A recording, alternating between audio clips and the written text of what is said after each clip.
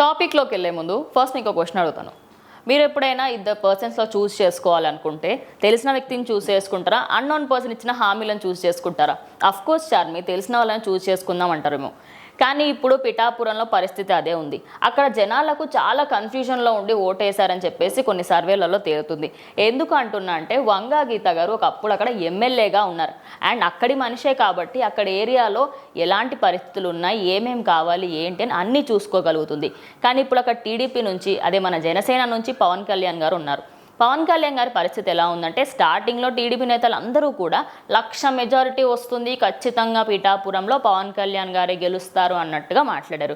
కానీ సడన్గా ఇప్పుడు చూసుకుంటే మహా అంటే 10 నుంచి 20,000 మెజారిటీ వస్తుంది అని ఢీలా పడిపోయి చెప్తున్నారు. అంటే అక్కడ కన్ఫ్యూజన్ నిజంగానే ప్రజలలో ఉందా లేకపోతే నేతలలో ఉందా అనేది మనం ఫ్యూచర్లో తెలుసుకోవాల్సి వస్తుంది. కానీ ఇక్కడ మెయిన్ పాయింట్ ఏంటో తెలుసా, చాలామంది యూత్ అయితే మాత్రం పక్కా మాకు పవన్ కళ్యాణే కావాలి అని చెప్పేసి పవన్ కళ్యాణ్ గారికి ఓటేశారు. కానీ తెలుసుకోవాల్సిన విషయం ఏంటంటే, మహిళల్లో అలాగే ఎస్సీ ఎస్టీ అలాగే బీసీలలో ఎవరికి ఓటేశారు ఏంటి అనేది తెలవాలంటే ఖచ్చితంగా మనం June 4th వరకు వెయిట్ చేయాలి. కానీ June 4th వరకు మనం వెయిట్ చేస్తున్నట్టు బెట్టింగ్ మహారాజులు వెయిట్ చేయలేకపోతున్నారు. కోట్లలో బెట్టింగ్లు జరుగుతున్నాయి.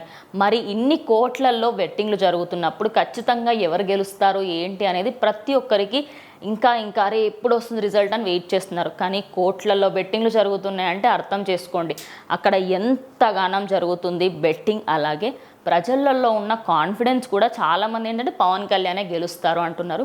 కానీ ఆయన గెలిచే అవకాశాలు చాలా తక్కువ ఉన్నాయని చెప్పేసి ఇప్పటి సర్వేలలో తేలుతుంది.